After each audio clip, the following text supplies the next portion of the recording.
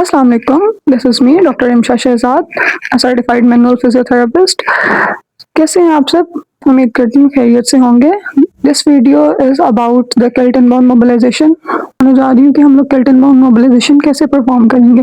Kelton bone mobilisation basically एक mobilisation technique है, या आप कह सकते हैं स्कूल ऑफ थॉट है, जो हमें डिफरेंट जॉइंट्स के रेंज ऑफ मोशन गेन करने के बारे में बताते हैं। कैसे आपके डिफरेंट जॉइंट पे गेन करना है, या डिफरेंट जॉइंट्स पे रेंज ऑफ मोशन गेन करनी है। ठीक है, अगर कोई आपके पास पेशेंट आ रहा है जिसकी शोल्डर की रेंज ऑफ मोशंस कम है, तो आप विद कन्वेंशनल ट्रीटमेंट के साथ आप किस तरह मोबिलाइजेशन अप्लाई करके तो उनकी range of motion with in days gain कर सकते हैं। Thank you.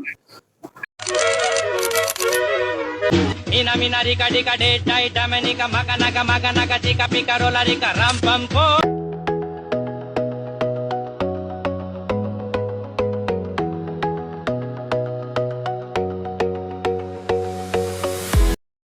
अब हम लोगों ने केल्टन बोन की इंफीरियर ग्लाइड के बारे में बात कर रहे हैं कि केल्टन बोन की जो इंफीरियर ग्लाइड है वो हम लोग बेसिकली तब परफॉर्म करवाते हैं जब हम लोगों ने पेशेंट की अबडक्शन गेन करनी होती है, क्योंकि इसमें जो ह्यूमरस का हेड है वो इंफीरियरली मूव कर रहा होता है और अबडक्शन होती है वो सुपीरियरली होती है। हम लोगों ने पहले बताया था कन्वेक्स कनकेव रूल के अकॉर्डिंग जो बोन की डायरेक्शन है वो ऑपोजिट होती है। हम लोगों ने क्या करना होता है, सेम इसी तरह जिस तरह पहले पेशेंट की एक्जिला में फिट किया था, हम लोगों ने पेशेंट के ह्यूमरस को अपनी थाई से स्टेबलाइज करना है, ठीक है, और रोटेट कर लेना अपनी बॉडी को, ठीक है। इससे क्या होगा कि डिस्ट्रैक्शन परफॉर्म हो जाएगी इसके ह्यूमरस पे।